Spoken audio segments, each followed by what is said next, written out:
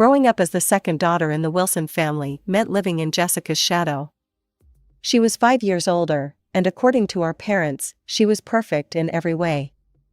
I learned this lesson early, and it was reinforced daily in ways both big and small. When I was 6, I got an A on my math test and ran home excited to show Mom and Dad. They were in the kitchen, fawning over Jessica's new dance routine. "That's nice, honey," Mom said without even looking at my paper. "But look at your sister's pirouette." I stood there holding my test until the paper went limp in my hands, then quietly headed to my room. The pattern never changed. Jessica got new clothes from the mall while I got her hand-me-downs. When she wanted a phone at 12, they bought her the latest iPhone. When I turned 12, I got Jessica's old flip phone, and was told to be grateful. "Your sister is going places," Dad would say whenever I dared to complain. "She needs these things for her future."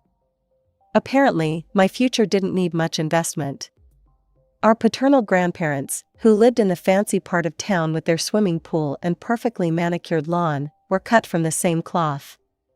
Every time we visited, Grandma Margaret would greet Jessica with enormous hugs and excited squeals, while I got a distracted pat on the head. "Oh, Robin," she'd say, like she'd just remembered I existed. "You've grown." The Christmas I was 8 really drove it home. Jessica unwrapped a brand new laptop for her schoolwork. I got a pack of notebooks and some pencils.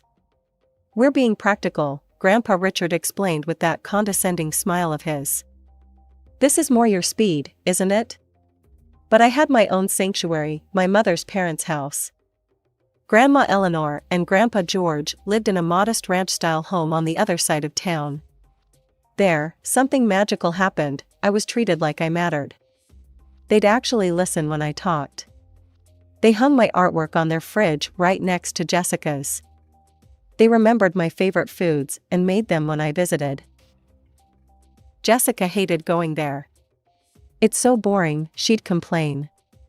"They don't even have a pool, and Grandma Eleanor never lets me choose what we watch on TV."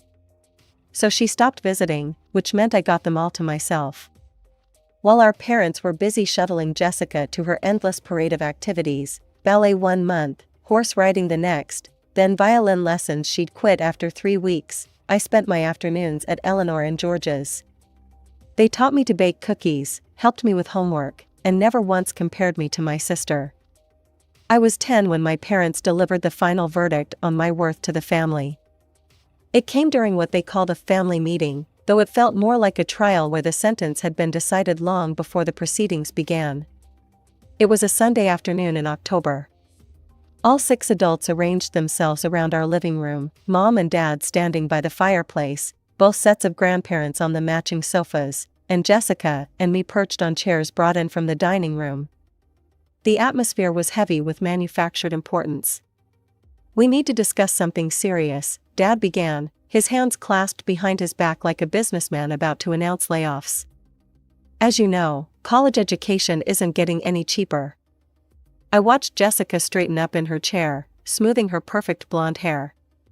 At 15, she was already practicing her future college student pose. I sat still, my hands folded in my lap, already knowing where this was going. "We've been saving since the girls were born," Mom continued, her eyes drifting to Jessica. "But with the current economy, well, we can only afford to send one of them to college." The pause that followed wasn't really a pause at all. It was just for dramatic effect, like when TV shows pretend there's suspense before announcing the obvious winner. "Jessica will be starting college in 3 years," Dad announced. "She's shown remarkable talent in so many areas. It's important we support her potential." Then he turned to me, his expression a mix of dismissal and fake sympathy. "Robin, honey, you're different. You're more suited for practical work. You don't really need college." Grandma Margaret, Dad's mother, nodded enthusiastically. "Jessica is so gifted," she gushed. "Just last week, her dance teacher said she had natural grace. She needs the best education possible." I sat there, feeling smaller with each word. Not talented enough. Not worth investing in. Not special like Jessica. The familiar message, now just officially stamped and sealed. But then something unexpected happened. Grandpa George stood up, his face red with anger. "This is absolutely unfair," he declared. "How dare you write off a 10-year-old child like this?" "George," my father started, but Grandma Eleanor cut him off. "If you won't support both your daughters equally," she said, her voice sharp as ice, "then we'll pay for Robin's college ourselves." I watched as my maternal grandparents stood up together, a united front. "Robin will have her chance at college," Grandma Eleanor announced. "We'll make sure of that." Then they walked out, leaving a stunned silence behind. Later that night, I was heading to the kitchen for water when I heard my parents talking in their bedroom. The heating vent carried their words clearly up to the hallway. "Mother's being ridiculous," Mom was saying. "Robin's not college material, she can barely keep up in regular classes. They should give us that money for Jessica's education instead. It would be wasted on Robin." "She's just not bright enough," Dad agreed. "I don't know why they're pushing this." I stood there in the dark hallway, their words washing over me like a familiar bitter rain. But somehow, it didn't hurt as much as it should have. Maybe because I'd heard it all before, or maybe because I could still hear Grandma Eleanor's fierce promise echoing in my head. The years passed, and Jessica went off to an expensive private college while I finished high school. My parents never missed a chance to brag about their perfect daughter, constantly updating everyone about Jessica's amazing college experience, her excellent grades, and her bright future ahead. I focused on my own studies, spending most of my time at Grandma Eleanor and Grandpa George's house. Their quiet support meant more than all my parents' loud praise of Jessica ever could. Then came the day that shattered my parents' perfect vision of their golden child. I was in my senior year when Jessica came home from college, fresh from graduation. I was doing homework at the kitchen table when she burst through the front door, mascara running down her face. "Mom, Dad," she sobbed. "I'm pregnant." The silence that followed was deafening. Mom dropped her coffee mug, dark liquid spreading across the kitchen floor. "Who's the father?" Dad finally asked, his voice barely a whisper.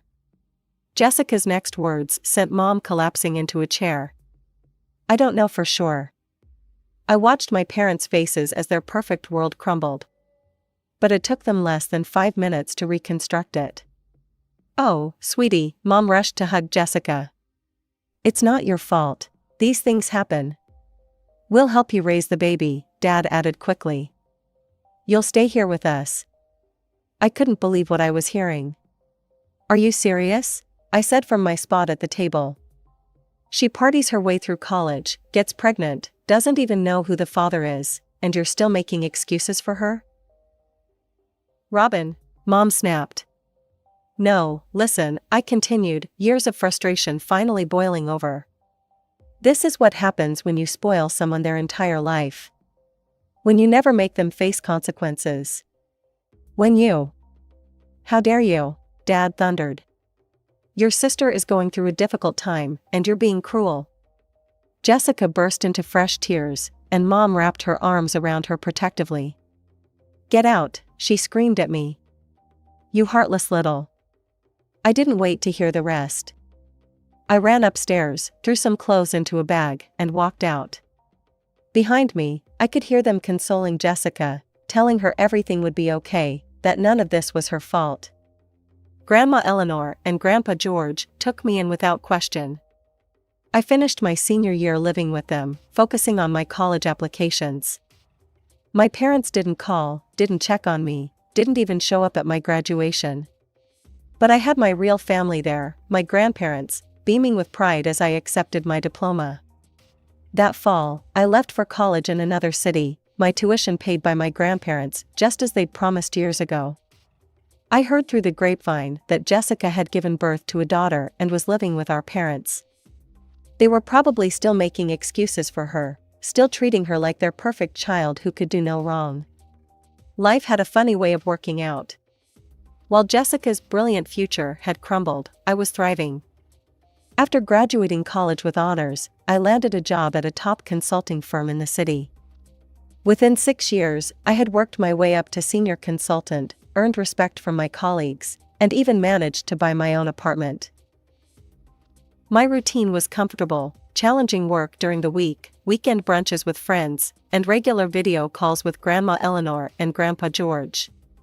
They were proud of everything I'd accomplished, and that was all the family validation I needed. Then, on a regular Tuesday morning, my phone rang. I almost dropped my coffee when I saw Mom flash across the screen, a number I hadn't seen in almost a decade. "Robin?" Her voice sounded older, tired. "We need your help." 20 minutes later, I was sitting in my office, still trying to process what she'd told me. Jessica had run away. Again. This time with some guy she'd met at a bar. She'd left behind her 9-year-old daughter, the niece I'd never met. "Please come home," Mom had pleaded. "We need to discuss this in person." That's how I found myself driving back to my childhood home that evening. The house looked smaller than I remembered, the paint peeling around the windows. Mom and Dad had aged more than I expected, Dad's hair completely gray now, Mom's face lined with worry. They led me to the living room, the same room where they'd once declared I wasn't worth sending to college. The irony wasn't lost on me. "Jessica's been unstable," Dad began, staring at his hands. "She never kept a job for more than a few months. Different men, different apartments, she always ended up back here." Mom wiped her eyes. "We tried to help, paid her debts, watched Lucy while she worked, or said she was working. But last week, she met this man. Said he was taking her to California to become an actress." She laughed bitterly. "She packed a bag and left. Didn't even say goodbye to Lucy." "We're drowning in debt," Dad admitted, his voice cracking. "Credit cards, personal loans, all to keep Jessica afloat. And now?" I waited for the rest, watching them squirm uncomfortably on the couch that had faded from cream to dingy beige. "We want you to take Lucy," Mom finally said. "Adopt her, actually. You're stable, successful, you could give her a good life. We're too old for this. We can't start over with a child." I sat there, stunned. These people who had written me off as worthless, who hadn't even come to my graduation, were now asking me to take responsibility for a child I'd never met. A child they'd helped raise for 9 years while enabling Jessica's chaos. After my parents went to bed that night, I sat in the kitchen with Lucy. She was nothing like I expected, nothing like Jessica. While my sister had been loud and demanding, Lucy was quiet and thoughtful, with serious brown eyes and a gentle smile. "Do you like to read?" I asked, noticing a worn copy of Harry Potter on the kitchen counter. "I love it," she said softly. "But Grandma says I read too much. She says I should do something useful instead." Over cups of hot chocolate, Lucy slowly opened up. She told me about her life with my parents, how Grandma sighed heavily whenever she had to make Lucy dinner, how Grandpa complained about the cost of her school supplies. They didn't hit her or starve her, but their resentment was palpable in every interaction. I spent the next week taking time off work, getting to know my niece. We went for ice cream, visited the local library, and talked about everything and nothing. Lucy was smart, kind, and remarkably resilient despite everything she'd been through. She showed me her straight-A report cards that no one had ever celebrated, her artwork that never made it to the fridge. The decision to adopt her wasn't easy. I had a career, a life I'd built carefully from scratch. But watching Lucy try to make herself smaller, quieter, less troublesome, just as I had at her age, made the choice clear. The legal process was exhausting. For months, I gathered documentation, my financial records, character references, proof of stable employment. Jessica didn't contest the termination of her parental rights, didn't even show up for the hearing. Finally, after what felt like endless paperwork and interviews, I became Lucy's legal guardian. The day we packed up her room at my parents' house, they barely looked up from their TV show. "Don't forget to forward her school records," was all Mom said. Lucy flourished in our new life together. She decorated her room in our apartment with fairy lights and bookshelves, joined the school's debate team, made friends who came over for movie nights and study sessions. We developed our own little rituals: Sunday morning pancakes, evening walks in the park, marathon sessions of board games. Monthly visits to Grandma Eleanor and Grandpa George became a highlight for both of us. They doted on Lucy the way loving grandparents should, proudly displaying her artwork and report cards, remembering her favorite foods, listening to her stories with genuine interest. 5 years passed in what felt like the blink of an eye. Lucy turned 14, growing into a confident, compassionate teenager who consistently made the honor roll. My parents never called to check on her, never sent birthday cards, never asked how she was doing. But Lucy didn't seem to mind. She had found her real family. The phone call from my parents came on a Saturday morning. "We'd like you and Lucy to come visit," Mom said, her voice suspiciously cheerful. "We miss her." After 5 years of silence, their sudden interest set off alarm bells, but I decided to go. Lucy deserved to make her own choices about family relationships, and I didn't want to be the one standing in her way. The moment we walked through their front door, I understood why they'd called. Jessica was there, sitting on the couch like she'd never left.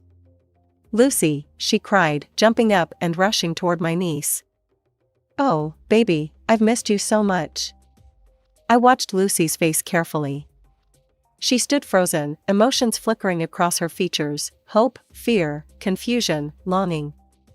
Jessica wrapped her in a tearful embrace while our parents looked on approvingly. "I've changed," Jessica announced, wiping her eyes. "I've realized what's important. I want my daughter back." The word "back" hit me like a slap. Like Lucy was a borrowed sweater she'd finally decided to reclaim. "I'm living in Phoenix now," Jessica continued. "With Robert. He's got a great job, and we have a beautiful house. Lucy would love it there." "Do you have a job?" I asked, keeping my voice level. Jessica's smile faltered. "Well, not right now. But Robert makes enough for all of us." "And what happens if things don't work out with Robert?" I pressed. "What's your backup plan?" "Why are you being so negative?" Mom snapped. "Your sister is trying to do the right thing." "The right thing?" I laughed incredulously. The right thing would have been not abandoning her daughter for 5 years. The right thing would have been sending birthday cards, making phone calls, showing any interest at all in Lucy's life. "I made mistakes," Jessica wailed. "But she's my daughter." "Stop being selfish, Robin," Dad cut in. "You've done your part, but Lucy needs her real mother now. You can have your own children if you want to play mommy so badly." I stared at them, stunned by their cruelty. These people who had failed not one but 2 daughters, who had enabled Jessica's irresponsibility for decades, who had never once in 5 years asked how Lucy was doing in school or what her interests were, they thought they could just restart the cycle of dysfunction. "Lucy isn't a toy you can pass around," I said, my voice shaking with anger. "She's a person who needs stability and real love, not empty promises." "Where were you when she had nightmares? When she was sick? When she won the school spelling bee? Where were any of you?" "You have no right," Jessica screamed. "She's my child." "A child you abandoned," I shot back. "A child you left with people who resented her existence. A child who deserved better than all of you." Lucy, who had been silent throughout this exchange, suddenly grabbed my hand. "We're leaving," I announced, squeezing her hand reassuringly. "And don't you dare try to contact us." Jessica's call came exactly a week after our confrontation. When I saw her number, I almost didn't answer. But something told me to record the conversation, a habit I'd developed after years of dealing with difficult clients. "Hey sis," she said, her voice dripping with fake sweetness. "I've been thinking about our situation, and I think I have a solution that could work for everyone." "What situation?" "Lucy, of course. Look, I know you've gotten attached to her, and I know you make good money at your fancy job. So here's the deal: give me $150,000, and I won't sue for custody." The phone nearly slipped from my hand. "Excuse me?" "It's really a win-win," Jessica continued casually, as if she wasn't trying to sell her own child. You get to keep Lucy, and I get enough money to start fresh. You can afford it with your salary. Let me get this straight, I said, my voice shaking. You're trying to sell your daughter to me? Don't be so dramatic. I'm just being practical. You want Lucy, I need money. Simple business transaction. She's your child, Jessica. Not a used car.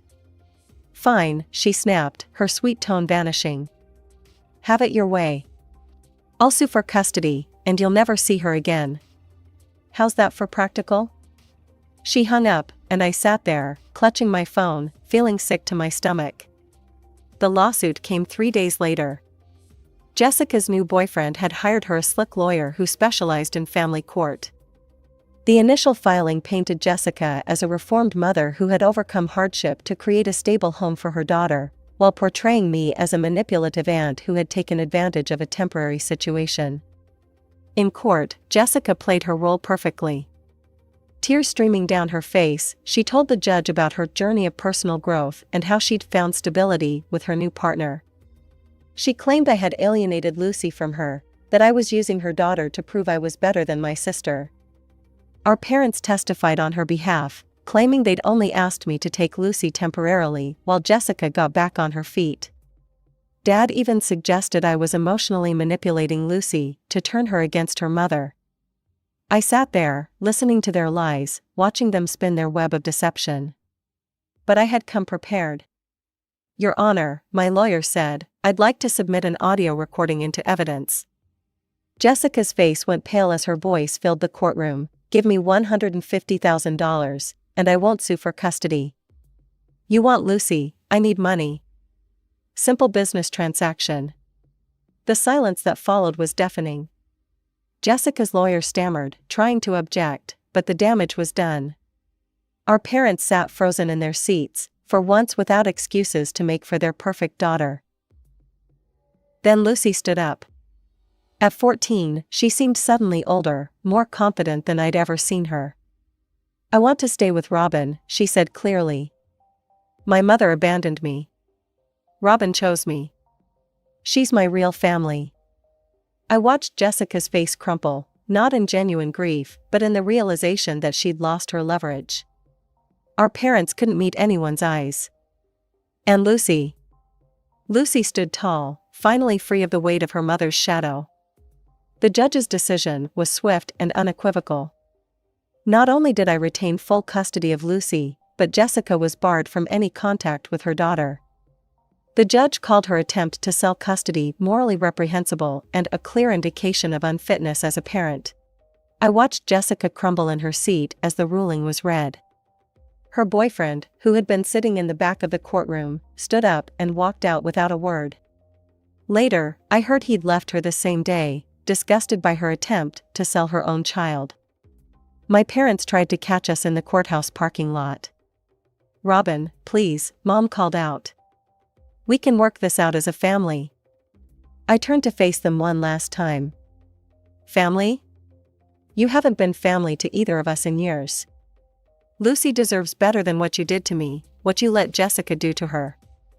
But where will Jessica go? Dad demanded. Robert left her. I laughed, but there was no humor in it. Of course. Still worried about Jessica, even now. Some things never change. Jessica moved back in with our parents, exactly where she'd started. The golden child, still being coddled, still being excused, still failing to grow up. But this time, her failures had cost her something irreplaceable. Life went on. Lucy threw herself into her studies with renewed energy, as if the weight of uncertainty had finally lifted from her shoulders. She joined the school's newspaper team, started taking photography classes, and began talking about wanting to study journalism in college. You know what's funny? She said one evening as we were making dinner together. For years, I thought something was wrong with me because my mom kept leaving. But now I realize she was the one with the problem. She never knew how to love anyone but herself. I hugged her tight, amazed by her wisdom. You're the strongest person I know, kiddo. Grandma Eleanor and Grandpa George remained our constant support system. Sunday dinners at their house became a sacred tradition. They proudly displayed Lucy's photography in their living room, bragged about her achievements to their friends, and saved newspaper clippings of every article she wrote for the school paper. "You two saved each other," Grandma Eleanor told me one day while we watched Lucy showing Grandpa George how to use his new digital camera. "Just like George and I tried to save you." She was right. In trying to give Lucy the childhood I never had, I'd found the family I'd always wanted. Not the one I was born into, but the one we chose together. My parents still send occasional texts about Jessica's latest drama, but I delete them unread. Lucy hasn't heard from her mother since the court case, and she says she prefers it that way. Some bridges, once burned, should stay ashes. Last week, Lucy won first place in a statewide student journalism competition. As I watched her accept her award, I thought about that scared 9-year-old girl I'd met years ago, and the confident teenager she'd become. I thought about cycles broken, wounds healed, and love freely given.